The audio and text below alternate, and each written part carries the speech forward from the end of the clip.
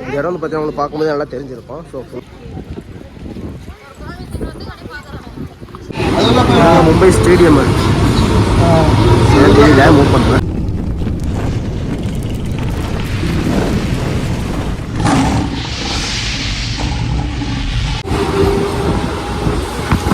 இதாங்க Mumbai stadium. So local train போயிட்டு இருக்கனால வந்து பார்த்தீங்கன்னா பார்க்க முடியுது. இது மெட்ரோ ட்ரெயினை தான் பார்த்துருக்க முடியாது. ஸோ சூப்பராக இருக்குது. அதான் இப்போ தான் ஃபஸ்ட் டைமாக பார்க்குறேன். கேட் ஆஃப் இந்தியா பார்க்கறதுக்காக வந்திருக்கோம். பட் நேற்று வந்து மெட்ரோ ட்ரெயின் தான் போகிறோம். இன்றைக்கி வந்து பார்த்தீங்கன்னா லோக்கல் ட்ரெயின். பார்த்தீங்கன்னா ஏறும்போது ஃபுல்லாகவே ஆளுங்க அதிகமாக இருந்தாங்க. இருக்கிறது கூட இடம் இல்லாமல் அவ்வளோ கூட இருந்துச்சு. வந்து பார்த்தீங்கன்னா ஆளுங்க யாருமே இல்லை. லாஸ்ட்டாக நாங்கள் தான் இறங்குறோம். அப்போ இன்னும் வந்து பார்த்தீங்கன்னா இன்னமும் கொஞ்சம் ஆள் ஏறிட்டு தான் இருக்காங்க. லாஸ்ட்டு இந்த கேட் ஆஃப் இந்தியா பார்க்கறதுக்கான ட்ரெயின் வந்து இறங்கியாச்சு. நேர பேர் என்னடா? சர்ச்சு கேட்டுங்க. இந்த ஸ்டேஷனோட லாஸ்ட்டு ஸ்டேஷன் இது. இறங்கிட்டு பார்க்கறதுக்காக போயிட்டு போவாங்க. நம்ம ஊரில் வந்து பார்த்தீங்கன்னா பஸ் ஸ்டாண்ட் எப்படி இருக்கும் அதே மாதிரி இருக்கும். பார்த்தீங்கன்னா அங்கே வந்து ஃபுல்லாகவே ட்ரெயின் தாங்க. எல்லாமே லோக்கல் ட்ரெயின் தான். லோக்கல் ட்ரெயின் பார்த்தீங்கன்னா ஒரு நிற்குது. ஜஸ்ட் ஒரு 50 செகண்ட் 20 செகண்டுக்குள்ளே வந்து பார்த்தீங்கன்னா எடுத்துகிட்டு ஓவர் ஸ்பீடாக போயிடுறாங்க. அது மாதிரி தாங்க இப்போ வந்து போயிட்டுருக்கு. நம்ம வந்து பார்த்தீங்கன்னா கிட்டத்தட்ட அப்படியும் பார்த்தோம்னா ஒரு 17 ஸ்டாப் கிட்ட தாண்டி தாங்க வந்திருக்கும் அந்த இடத்துக்கு.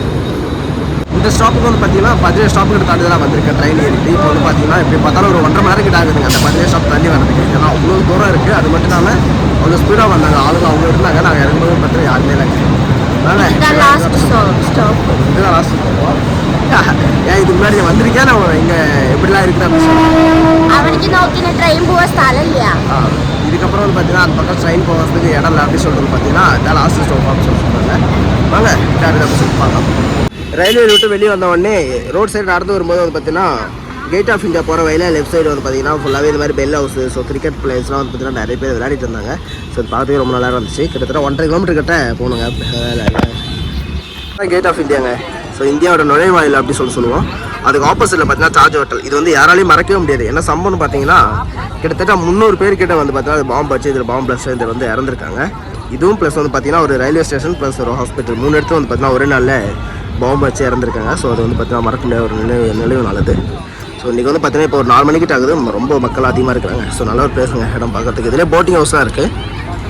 ஃபைனலாக நுழைவாயிலுக்கு வந்தாச்சுங்க கேட் ஆஃப் இந்தியாவுக்கு. ஸோ இதுக்கு ஆப்போசிட்லேயே வந்து பார்த்தீங்கன்னா தாஜ் ஹோட்டலும் இருக்குது. ஸோ அதெல்லாம் வந்து எப்படி இருக்குது அப்படின்னு சொல்லி காட்டுறேன். ஏன்னா இப்போ நம்ம கூட வந்து பார்த்தீங்கன்னா நிறைய ஃபேமிலிஸ்லாம் கூட வந்துட்டாங்க, ரிலேட்டிவ்ஸ் எல்லாமே. ஸோ ஃபுல்லாக என்ஜாய் பண்ணி பார்த்துட்டு அவங்களாம் கிளம்பிட்டாங்க. ஸோ அதனால் வந்து பார்த்தீங்கன்னா லாஸ்ட் நாங்கள் 2 பேர் தான் இருக்கும்.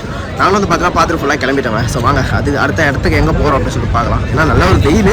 ஸோ காலேஜ் டைம் வந்தால் இன்னும் கொஞ்சம் ஃப்ரீயாக இருக்கும் பார்க்குறதுக்கு. நம்ம சினிமாலாம் பார்க்குற மாதிரி பார்த்தீங்கன்னா புறாக்கெல்லாம் அதிகமாக இருக்கும். ஆளுங்க யாரும் இருக்க மாட்டாங்க.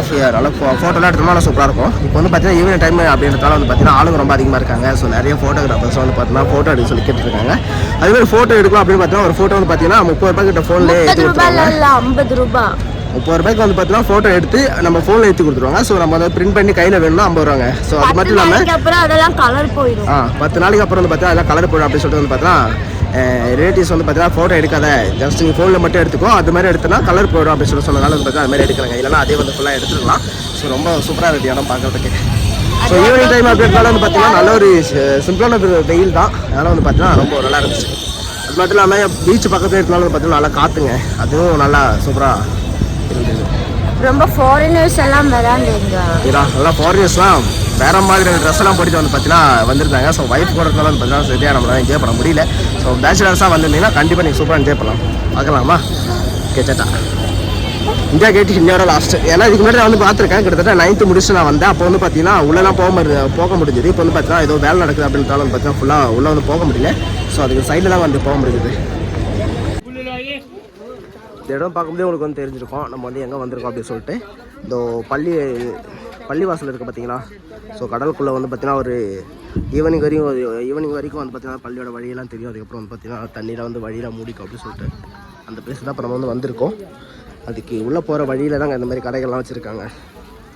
அங்கே உள்ளே எப்படி இருக்குது அப்படின்னு சொல்லி பார்க்கலாம்.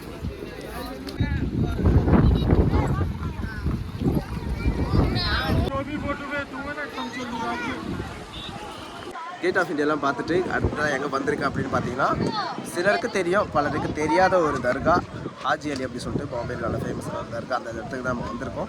பார்த்தீங்கன்னா இந்த இடத்துல என்ன ஒரு அருமையான ஒரு அதிசயம் என்னென்னு பார்த்தீங்கன்னா காலையில் வந்து பார்த்தீங்கன்னா ரொம்ப ஒரு 6 மணி 7 மணிக்கிட்ட வந்து பார்த்தீங்கன்னா கடல் தண்ணி எல்லாமே உள்வாங்கிடும். அதுக்கப்புறமா வந்து பார்த்தீங்கன்னா கொஞ்சம் கொஞ்சமாக தண்ணி வந்து ஃபுல்லாக மேலே ஏறிட்டு நம்ம நடந்து வர வழியில் கூட பார்த்தீங்கன்னா ஒரு சின்ன ரோடு ஒன்று இருக்குது. அந்த ரோடு லெவலுக்கு வந்து பார்த்தீங்கன்னா தண்ணி ஃபுல்லாகவே ஈவினிங் டைமில் மூடிடும் அப்படின்னு சொல்லுவாங்க.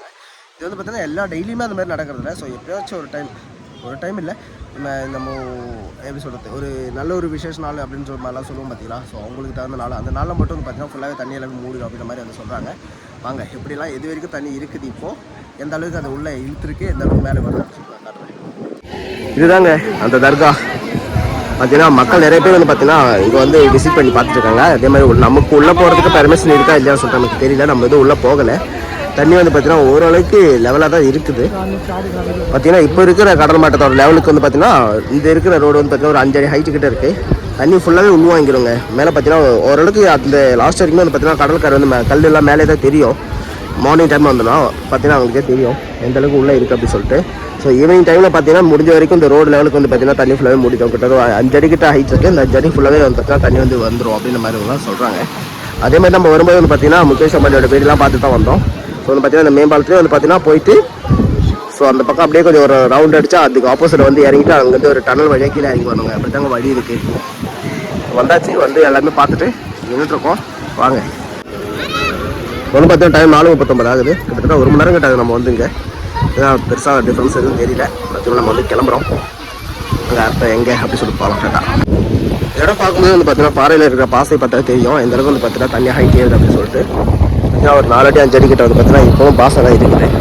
அது பார்க்கும்போது வந்து பார்த்தீங்கன்னா ஓரளவுக்கு இது உண்மைன்னு தாங்க சொல்லிட்டு ஃபுல்லாகவே பச்சையாக பாசம் இருக்கிறது. இப்போ எதுவும் டிஃப்ரெண்ட் எதுவும் தெரியல. இன்னும் ஈவினிங் டைம் ஆனால் ஓரளவுக்கு தண்ணி ஏறுது.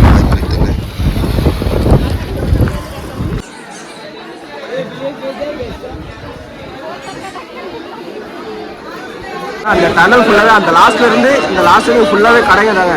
இந்த பேகு ஹையரிங்ஸு ஸோ லேடிஸுக்கு சம்மந்தப்பட்ட ஒரு சில ஐட்டம்ஸ் எல்லாமே வந்து பார்த்தீங்கன்னா சீப் அண்ட் பெஸ்ட்டாக கிடைக்குது. லாஸ்ட்டாக லோக்கல் ட்ரெயினில் தாங்க போனது வீட்டுக்கு. பாருங்கள் எவ்வளோ போட்டால் சொல்லிட்டேன்.